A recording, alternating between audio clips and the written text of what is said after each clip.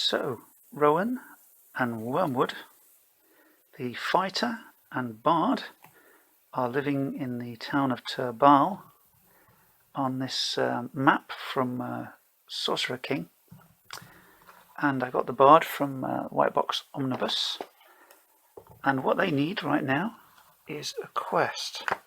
So I'm going to my usual suspects of Table Fables 1 for a quest. On page 49.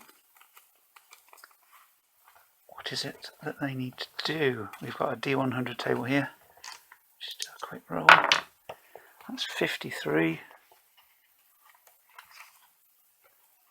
The players spend the night in a small town, Turbal.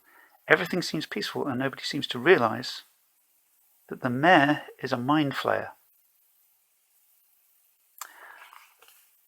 Okay, that's weird. That wasn't what I was expecting. Nobody seems to realise that the mayor is a mind flayer. I think we've got something in here analogous to a mind flayer. So, yeah, let's rummage through that. So in Swords and Wizardry White Box, we have the Brain Lord with AC of 16, hit dice 7. These level 1 characters are taking on a 7 hit die monster. Attacks projected energy, which reduces intelligence, wisdom or charisma by 2d6 unless they make a saving throw. And the other thing is they can cast Charm Person once per day. Now, the only way we would find out about this, I would think, if we were given a tip-off about it by somebody, the people in the town are clearly either thralls of the Brain Lord or weirdly convinced that he's a normal person, even though he will clearly communicate by telepathy. So perhaps he's a bit of a reclusive mayor, and yeah, so he keeps himself to himself, and somehow we have found out that he is a Brain Lord. So perhaps in order to do this, have control over this town, he's clearly going to have to cast some sort of illusion, and he's just got Charm Person, and therefore he's going to have a MacGuffin, which is creating the illusion that he's a normal person and not a Brain Lord. So we're going to have to sneak into his home and find this MacGuffin. So this, let's say, magical crystal that the Mind Flayer is using to cast this illusion, he's hidden it in a dungeon under his mayoral manse. So we've snuck in, and we're going to find our way through the labyrinth to try and find this crystal, and if we can affect it in some way or even smash it, the illusion will be lost and the townsfolk will realise that he's a mind flayer, with the intent of enslaving them to do his bidding. So we're going to set off creating this dungeon using Table Fables 2. And we are looking for the dungeon generator on page 58. So what is this dungeon like? Well, it's under a house or a large mansion, let's say. So we don't have to worry about some of these. So these are perhaps long neglected, not maintained passages, because he doesn't want anyone else going in there, because he's keeping his secret crystal there. So there's a lot of these we don't have to deal with. It's in poor condition. What's the lighting like? I wouldn't have thought it'd be very good.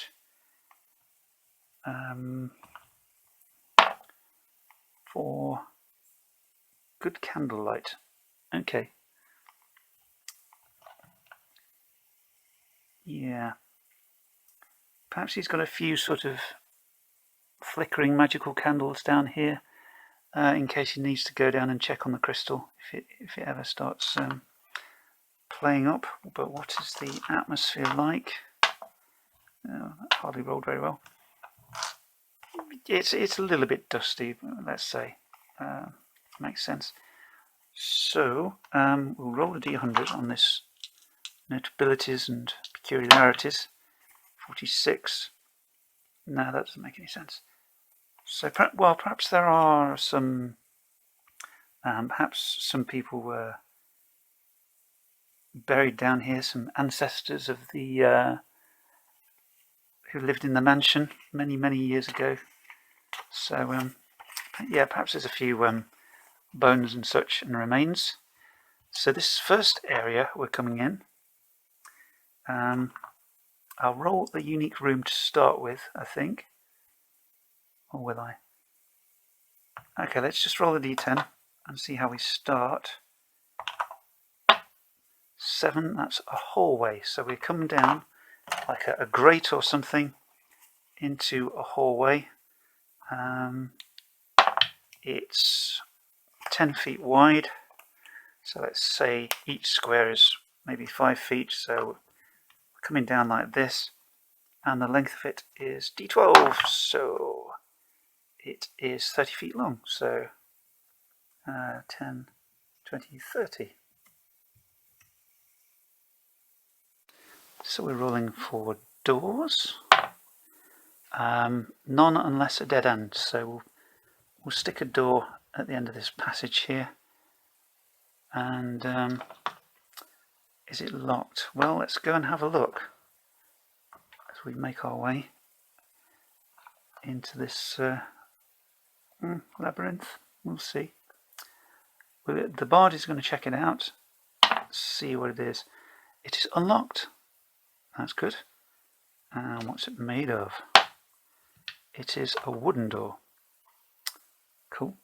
So I'm going to quickly mention my white box skill test rules. They work on a d6, so I thought that was quite in keeping with white box. Because your statistic or ability modifiers are only going to be +1 or -1, it sort of works quite nicely with the d6. So you decide how difficult the task is, you roll the d6, or apply your ability modifier, and see if you succeed or not, and how much. So there we go. Now we're going to find out what is behind this wooden door that we found. Now we're going to roll on the miscellaneous table here because it's a kind of a dungeon. So 6 is a storeroom. Okay.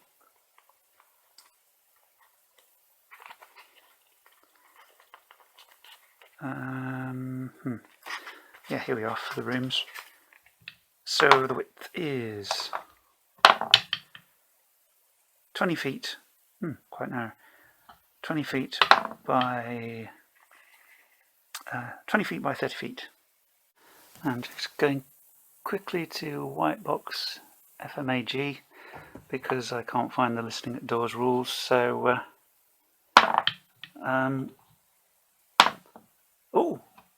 the bard actually does hear something, if there's anything to hear. So we need to find out what's behind this door. Okay. I'm going to open it. What is it? Side 14. Enemy encounter, page 43. Okay, there's some baddies. Just see if there's any doors with a quick d10 roll. 2. There is one door because it's a dead end. There has to be a door. D4 location. East. Whoa! There we go. Let's sort out who these enemies are. So this sort of sets up the disposition of the enemies. How many are there? Possibly D8 enemies. We'll see how we go with that. Mood. Nervous. Okay. condition. Yeah, they're fine. So whoever these people are, they're nervous. Vigilance. You might be able to get surprise, even though they're nervous. Distracted. They're so nervous that they're distracted. So table 3. That is a D4.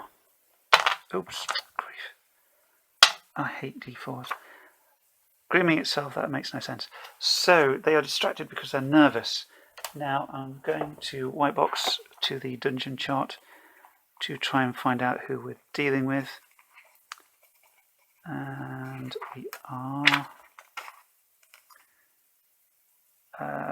these aren't really dungeon charts, are they? Never mind. Let's just put open. Sort of makes sense. A lycanthrope. He's got a werewolf looking after this place. Yeah, not good. So, is there a chart for that? No. Right, let's grab ourselves a werewolf and prepare to get eaten by it. Now I've decided to use were-rats because I think that's more appropriate for a dungeon under a mansion. And they have 3 hit dice each, so although I rolled 5, I think, 3 is even pushing it. So we'll see how we get on with them. So as they were distracted, and as our bard heard them in the room, we're not surprised. They might be surprised, but they're not. So I'll roll the red die for the initiative for the rats and the yellow for us. And the rats actually do win. So that's not good. So this first one will come in and try to attack our bard, I guess. He's rolling this and adding 3. That is a 7. That's not going to hit. He swings for us with his short sword, and we dodge out of his way, because although our bard is not that dexterous, he still manages to do it.